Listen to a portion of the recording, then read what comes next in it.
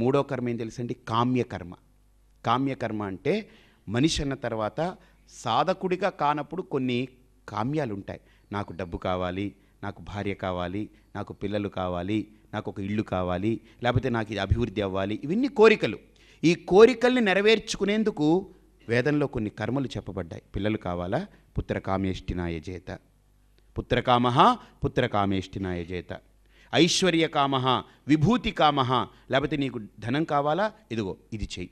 లేదా నీకు అది కావాలా? ఈ కర్మ చెయ్యి. ఏమంటే ఈ కర్మ చేస్తే వచ్చేస్తుందా? కర్మ చెయ్యడం వల్ల రాదు. మన ప్రయత్నానికి ఈ కర్మ కూడా తోడవుతుంది. నా ప్రయత్నంతో కూడా జరగనిది ఏదైతే ఉందో అది ఈ కర్మ వల్ల జరిగే అవకాశాలు ఉన్నాయి. కాబట్టి ఇక్కడ కామ్యకర్మలవి. ఆ ఈశాన్యంలో నుయ్యి తవ్వేమన్నారండి మా పంతులు గారు వచ్చి. తవ్వేశాను, అయిపోయింది, ఇంక నాకు పెరిగిపోద్ది డబ్బు. ఈశాన్యంలో నుయ్యి తవ్వితే డబ్బు పెరగదు. కళ్ళు కనపడకుండా చీకట్లో పడితే గొద్దులో నడ్డి ఇరుగుతుంది. అదే ఈశాన్యం గొయ్యి నడ్డి ఎరగతీస్తుంది. కాబట్టి ఇవన్నీ ఇంప్రాక్టికల్ థింకింగ్. అంటే నా ప్రయత్నానికి ఏవైతే అడ్లున్నాయో, తెలియకుండా ఏ ప్రతిబంధకాలు అయితే ఉన్నాయో ఆ ప్రతిబంధకాలని తొలగించడం కోసం భగవంతుణ్ణి ఆశ్రయిస్తున్నా. అంతేగాని భగవంతుణ్ణి ఆశ్రయించేసి నా ప్రయత్నాన్ని మానేయమని కాదు. నువ్వు భగవంతుణ్ణి ఆశ్రయించే, నీ ప్రయత్నం మానేయి. పిల్లాడికి ఏం నేర్పుతాం మనం? ఏడుకొండల వెంకటేశ్వర స్వామి మొక్కో, 10th క్లాస్ పాస్ అయితే వస్తాను జుట్టిస్తాను మొక్కో. వీడు అనుకున్నాడు, అబ్బా మా అమ్మ నాన్నలు అన్నారు, పోలా అలానే అవుతుందేమో, అన్నీ కూడా అలానే జరుగుతున్నట్టున్నాయి. వీళ్ళు నేను పుడితే బొచ్చి ఇచ్చేశారు, లేకపోతే ఇదైతే వాళ్ళు తల వెంట్రుకలు ఇచ్చేసి ఉంటారు. ఓహో నేను కూడా ఇంకేం చదవక్కర్లేదు, వెంకటరమణ గోవిందా వస్తాను నీకు ఇది ఇచ్చేస్తాను పాస్ అయితే అని వీడు చదవడం మానేశాడు అనుకోండి, పాస్ అవుతాడా? Is it practically acceptable? No. మన ప్రయత్నం ఉండాలి. ప్రయత్నానికి పరమేశ్వర అనుగ్రహం తోడవ్వాలి. ఎందుకు ఆ అనుగ్రహం? ఏ ప్రతిబంధకాలు లేకుండా ముందుకు సాగడానికి. అర్థమైందండి? కాబట్టి అలాగనే ఇది కూడా ఉండాలి, కావాలి. ఇది నాకు అర్థమయ్యేది కాదు. కారులో బ్రేకులు ఉంటాయి కింద కాళ్ళ దగ్గర, కానీ హ్యాండ్ బ్రేక్ అని చేతుల దగ్గర కూడా ఒకటి పెడతాడు. కాళ్ళ దగ్గర బ్రేక్ ఉంది కదా, ఇంకా మళ్ళీ హ్యాండ్ బ్రేక్ ఎందుకు? ఇది ఏం వెయ్యం కదా, ఎందుకండి? ఇది కాళ్ళ దగ్గరే బ్రేక్ వేయాలి. చూడండి, కాళ్ళ దగ్గర వేసే బ్రేకు బండిని తాత్కాలికంగా ఆపి ఉంచడానికి, కానీ హ్యాండ్ బ్రేక్ దేనికి తెలుసండి? పర్మనెంట్గా ఆపి ఉంచడానికి. ఇక్కడ ఈ ఆస్పెక్ట్లో ఆలోచిస్తే ప్రయత్నం పర్ఫెక్ట్గా మనది ఉండాలి. పురుష ప్రయత్నం ఉండాలి. దైవం చైవాత్ర పంచమం. దైవాన్ని ఎందుకు ఆశ్రయించాలంటే పరమాత్మ నేను చేయవలసినది, నా పరిధిలో ఉండేవన్నీ కూడా నేను ఎక్కడ లోటు రానివ్వకుండా చక్కగా ప్లాన్ చేశాను. ఇక అన్సీన్ ఫోర్సెస్ కొన్ని ఉంటాయి, నాకు తెలియకుండా ఈ ప్రయత్నాన్ని అడ్డుకొని ఫలం ఇవ్వకుండా అడ్డుకునేటువంటివి ఎన్నో ప్రయత్నాలు జరుగుతూ ఉంటాయి. ఆ ప్రయత్నాల్ని నువ్వే తొలగించు నాయనా.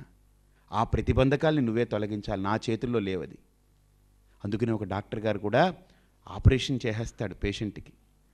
ఆయనకి ఇవ్వబడ్డటువంటివన్నీ స్కిల్స్ అన్నిటినీ చూసి చేస్తాడు. ఏం తర్వాత చక్కగా అయిపోయిన తర్వాత ఆయన ఏంటి కాన్ఫిడెంట్గా బయటకు వచ్చి, నా ప్రయత్నం ఆపరేషన్ సక్సెస్ఫుల్గా అయిందండి, so almighty is there, God is there, he will take care. ప్రయత్నం పరిపూర్ణంగా ఉండాలి. దైవం మీద మన దృష్టి ఉండాలి. ఎందుకని? నేను నా పరిధిలో అన్నిటిని ఆలోచించి చేయగలుగుతున్నాను. ఒక డాక్టర్ గారు చెప్పారండి, గొప్ప సర్జన్ ఆయన, నాకు ఆపరేట్ చేశారు. ఆయన పైలోనేడల్ సైనస్ వస్తే సో ఆయన విష్ణుమూర్తి గారిని ఆపరేట్ చేశారు. ఆయనకి బాగా అభిమానం, నా టాక్స్ అన్న ఇవన్నీ చాలా అనలిటికల్గా ఉంటాయి, వింటుంటారు. ఆయన బెనారస్ ఆయన యూనివర్సిటీలో చేశారు. ఆయన అన్నారు, స్వామి మీరు మాట్లాడుతుంటే మాకు అదే అనిపిస్తుంటుంది, మేము అన్నీ చదువుకుంటాం, అన్నీ అవుతుంటుంది, కానీ ఆ కోసిన తర్వాత మాకు కూడా మనస్సు ఉంటుంది కదండి. ఆ టైంలో మా కొడుకు ఏం చేస్తున్నాడని గుర్తుకొచ్చిన, లేకపోతే మా ఆవిడ గురించి గుర్తుకొచ్చిన, మనస్సు కదా ఇది, ఇట్ ఇస్ మైండ్ ఇన్సైడ్. మేము ఫిక్స్ చేసుకుని డ్రెస్ వేసుకుని కాన్ఫిడెంట్గా లోపల ప్రిపేర్ అయ్యి వెళ్తాం. ఈ డాక్టర్స్ కూడా ఆపరేషన్ థియేటర్కి వెళ్ళే ముందు కూర్చుంటారండి. కూర్చుని వాళ్ళు కూడా ఒక 2-3 నిమిషాలు ఎవరితో మాట్లాడకుండా వాళ్ళు కూడా దే షుడ్ మెడిటేట్. ఓ ఈ ఆపరేషన్ ఇలా చేయబోతున్నాం, ఇలాగని వాళ్ళ మైండ్ని రిజాల్వ్ చేసుకుని ఎక్కువ ఈ థాట్ పొల్యూషన్ లేకుండా ఉండేలాగా వాళ్ళ మైండ్ని బాగా సబ్సైడ్ చేసుకుని అప్పుడు డ్రెస్ వేసుకుని వాళ్ళు ప్రిపేర్ అయ్యి కొద్దిగా మొహం కడుక్కుంటారు, చేతులు ఎందుకంటే ఇవన్నీ కూడా జస్ట్ దే ఆర్ ప్రిపేరింగ్. వాళ్ళ మైండ్ని బాగా అలా సబ్సైడ్ చేసుకునేదని చేసిన తర్వాత అక్కడికి వెళతాం, మేము మొదలు పెడతాం. కానీ మధ్యలో ఈ మనస్సు వికలం చెందకూడదనే నియమం ఏం లేదు. అక్కడే దైవం కావాలి స్వామీజీ.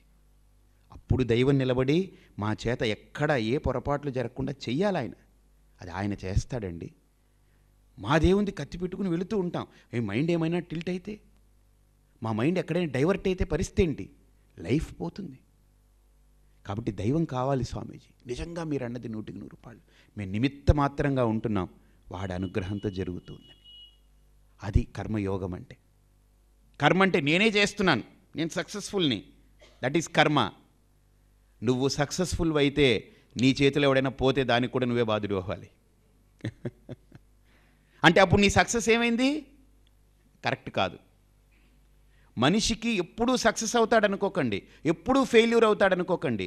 ఫెయిల్యూర్స్ ఉంటాయి, సక్సెస్ ఉంటాయి. అది ఎందుకు పెట్టాయంటే భగవంతుడు, అబ్బాయి నీ చేతిలో ఏం లేదు, నీ చేతిలోనే ఉంటే ఎప్పుడు నువ్వు సక్సెస్ అయిపోతూ ఉండాలి. కాబట్టి success and failures are not in your hands. You are not కర్త, ఐ ఆమ్ ది కర్త. అసలైన కర్త నేను అని మనకు ఎక్స్ప్లెయిన్ చేయడం కోసం ఈ 2 ద్వంద్వాలు పెట్టాడు భగవంతుడు. మనం గుర్తించాలి అది. సక్సెస్ అయినప్పుడేమో నాదని, ఫెయిల్యూర్ అవ్వగానే ఏంటో ఆడి తలకాడికి ఆడ అలా రాసి పెట్టిందేమోనండి పోయాడు అని అంటే ఎలా కుదురుతుంది? కుదరదు అది. కాబట్టి కామ్యకర్మలు ఇవి. అంటే మనిషికి ఆలోచనలు ఉంటాయి, కోరికలు ఉంటాయి. ఇవన్నిటినీ కూడా ఆ కామ్యకర్మల్ని శాస్త్రం చెప్పినట్టుగా తన ప్రయత్నం చేసి పరమాత్మ అనుగ్రహం కోసం ఆ కర్మలు చేస్తాడు. అలాగనే ప్రాయశ్చిత్త కర్మలని ఒకటి. ప్రాయశ్చిత్త కర్మలనంటే ఇది ఒక ఫన్నీ ఆస్పెక్ట్, అంటే మంచి ఆస్పెక్ట్ ఇది. ప్రాయశ్చిత్తం ఏదో ఒక మనిషికి జీవితంలో ఏదో ఒక అడ్డు మనిషిని ఎదగనివ్వకుండా ఉంది. అంటే బలీయమైన ప్రారంధం ఏదో ఉంది. వాడు జన్మాంతర కర్మలు అలాగ వాడిని ఎదగనివ్వకుండా అడ్డుకుంటున్నాయి. అది ఒక horoscope. Astrology alone can deal that. ఇంకే శాస్త్రం డీల్ చేయలేదు, ఒక్క ఆస్ట్రాలజీ మాత్రమే డీల్ చేస్తుంది. ఎలాగనంటే స్థలానికి దోషం వస్తే ఆగమం వాస్తు, మనిషిలో దోషం ఉంటే శాస్త్రం జ్యోతిష్యం. వాస్తు శాస్త్రం ఏం చేస్తుంది? స్థలంలో ఉండే డిఫెక్ట్ని తొలగిస్తుంది. జ్యోతిష్య శాస్త్రం ఏం చేస్తుంది? మనిషిలో ఉండే హర్డిల్స్ని, డిఫెక్ట్స్ని తొలగిస్తుంది.